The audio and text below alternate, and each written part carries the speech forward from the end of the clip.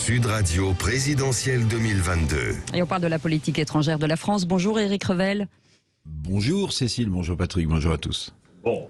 Mon cher Éric Revel, on va revenir évidemment sur ce qui s'est passé, les annonces d'hier sur le retrait de la France au Mali. Sur le retrait de la France effectivement au Mali, parce que ça nous conduit à s'arrêter aussi sur la politique étrangère de la France, d'Emmanuel Macron. Retrait du Mali, crise en Iran, en Syrie, relations franco-américaines, négociations avec Poutine.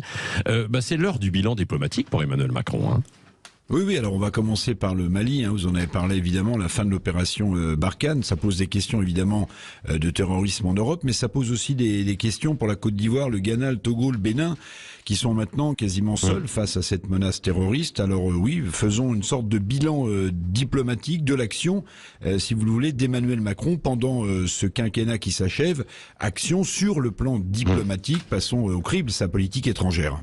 Oui, alors sur la scène diplomatique, quels sont les succès et les loupés d'Emmanuel Macron, Éric ? Alors bon, il y aurait beaucoup de choses à dire, les experts sont pas tous d'accord, mais côté positif, on peut parler du succès sur le plan de relance européen, avec la mise en place de ce plan et du mécanisme d'endettement mutuel qu'Emmanuel Macron a négocié, qu'il a imposé partout en Europe. Ça, c'est évidemment positif pour le relancement, la relance de l'économie. On parlait du taux de chômage qui de nouveau en baisse.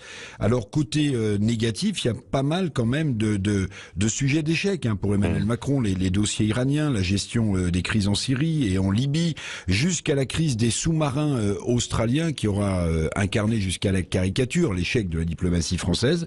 Emmanuel Macron en diplomatie, c'est l'homme des coups d'éclat, des déclarations provocantes qui laissent la France quand même dans une sorte d'isolement stratégique. Est-ce que vous avez des exemples alors marquants pour illustrer votre analyse là, sur ce bilan diplomatique d'Emmanuel Macron ? Oui, je vais essayer de vous rafraîchir un peu la mémoire. Par exemple, vous vous souvenez des déclarations d'Emmanuel Macron, sur le Liban. Les dirigeants libanais semblent faire le pari du pourrissement, avait dit de manière très brutale le président de la République. Vous vous souvenez de ses visites tonitruantes à Beyrouth, et puis pchit, plus rien ou pas grand-chose derrière. Autre exemple, vous vous souvenez de sa déclaration sur l'OTAN, qui était en mort cérébrale, avait dit Emmanuel Macron, ce qui faisait d'ailleurs titrer aux Échos en décembre 2019 sous forme de question, le président français s'est-il montré arrogant? Alors autant en mort cérébrale, mais alors pourquoi se précipiter à Moscou face à Poutine sur la question de l'adhésion de l'Ukraine à l'OTAN précisément? On pourrait aussi citer comme exemple son dialogue jugé plutôt stérile avec Donald Trump, ses passes d'armes verbales avec Erdogan, le président turc, sans parler des relations affichées, on l'a vu en images, des relations un peu père-fils avec Joe Biden, une grande Amérique, et puis une France à côté toute petite qui se faisait tapoter le genou comme l'a fait Joe Biden avec Emmanuel Macron. Oui, alors coup d'éclat, déclaration forte, Macron n'a-t-il pas redonné à la France aussi une voix forte dans le monde ?